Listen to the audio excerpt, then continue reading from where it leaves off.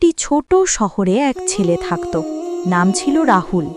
সে গ্রীষ্মের ছুটিতে প্রায় তার নানাজির বাড়ি যেত। নানাজি ছিলেন খুবই শান্ত, জ্ঞানী এবং প্রকৃতিপ্রেমী এক বৃদ্ধ মানুষ। তার বাড়ির পাশে ছিল একটি সুন্দর বাগান, যেখানে তিনি প্রতিদিন গাছপালার যত্ন নিতেন। একদিন রাহুল নানাজিকে জিজ্ঞেস করল, নানাজি, আমি বড় হয়ে একজন সফল মানুষ হতে চাই। আপনি কি আমাকে বলতে পারবেন সফল হওয়া যায় কিভাবে? নানাজি মুচকি হেসে বললেন, এর উত্তর আমি তোমাকে অভিজ্ঞতার মাধ্যমে দেব। চলো, আমার সঙ্গে চলো। তারা দুজন গেলেন নার্সারিতে। সেখান থেকে 2টি গাছের চারা নিয়ে ফিরে এলেন। বাড়িতে এসে নানাজি একটিকে একটি গামলায় লাগিয়ে ঘরের ভেতরে রাখলেন, আর অন্য চারাটি বাড়ির পেছনের খোলা মাটিতে লাগালেন। তারপর নানাজি রাহুলকে জিজ্ঞেস করলেন, বলো তো, এই 2 গাছের মধ্যে ভবিষ্যতে কোনটা বড় আর সুন্দর হবে বলে তোমার মনে হয়? রাহুল কিছুক্ষণ ভেবে বলল, নানাজি, যে গাছটি ঘরের ভেতরে আছে সেটাই নিশ্চয়ই ভালোভাবে বড় হবে, কারণ সেটি নিরাপদ থাকবে। বাইরের গাছটিকে তো রোদ, ঝড়, বৃষ্টি আর পশু পাখির মতো নানা বিপদের মুখোমুখি হতে হবে। নানাজি আবার হাসলেন আর বললেন, ঠিক আছে, দেখা যাক সময় কি বলে। ছুটির পর রাহুল নিজের বাড়ি ফিরে গেল। 5 বছর কেটে গেল। গ্রীষ্মের ছুটিতে রাহুল আবার নানাজির কাছে এলো।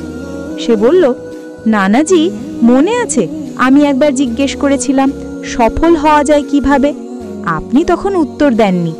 এইবার কিন্তু আপনাকে বলতে হবে। নানাজি হেসে বললেন, চলো, তোমার প্রশ্নের উত্তর দেখেই দিই। আগে চলো সেই গাছ দুটো দেখি। প্রথমে তারা ঘরের ভেতরের গাছটির কাছে গেল। গাছটি এখন কিছুটা বড় হয়েছে, ছোট্ট এক গাছের মতো। তারপর তারা বাইরে গেল। সেখানে রাহুল অবাক হয়ে দেখল, একটা বিরাট বৃক্ষ দাঁড়িয়ে আছে। তার বিশাল ডালপালা ছায়া দিচ্ছে পথচারীদের। নানাজি বললেন, এখন বলো, কোন গাছটি বড় আর সফল হলো এবং কেন?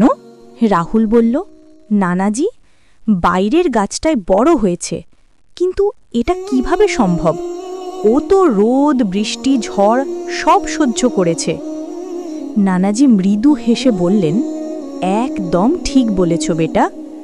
বাইরের গাছটি অসংখ্য কষ্টের মধ্য দিয়ে গেছে, কিন্তু সেই কষ্টই তার শিকড়কে মজবুত করেছে। সে মুক্ত মাটিতে নিজের শিকড় যত খুশি ছড়িয়ে দিতে পেরেছে।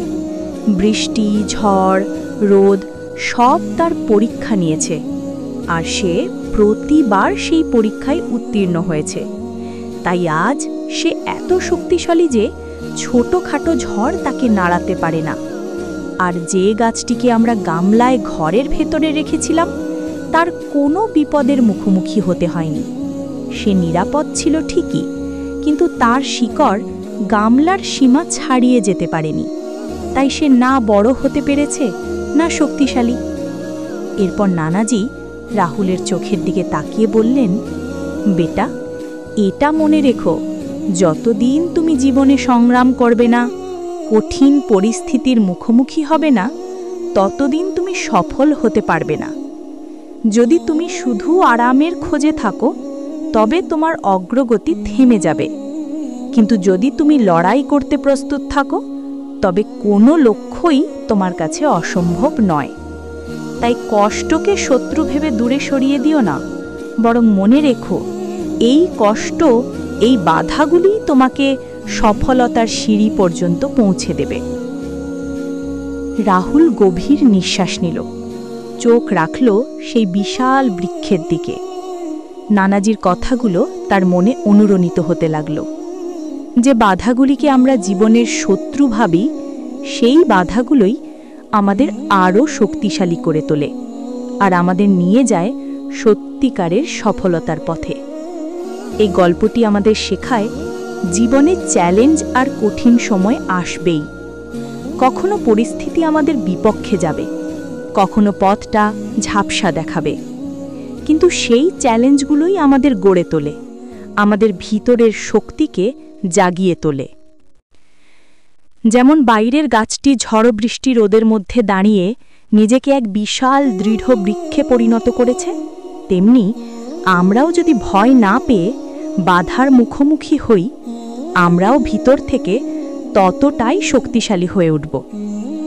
আরামদায়ক জীবন নিরাপদ মনে হতে পারে, কিন্তু তা আমাদের সত্যিকারের সামর্থ্যকে জাগাতে পারে না। যারা কঠিনতাকে ভয় পায় না, বরং তাকে জীবনের অংশ হিসেবে গ্রহণ করে, একদিন তারাই সত্যিকারের সফলতা অর্জন করে। কারণ সফলতা আরামের মধ্যে নয়, বরং সংগ্রামের পথে হাঁটার মধ্যেই লুকিয়ে আছে।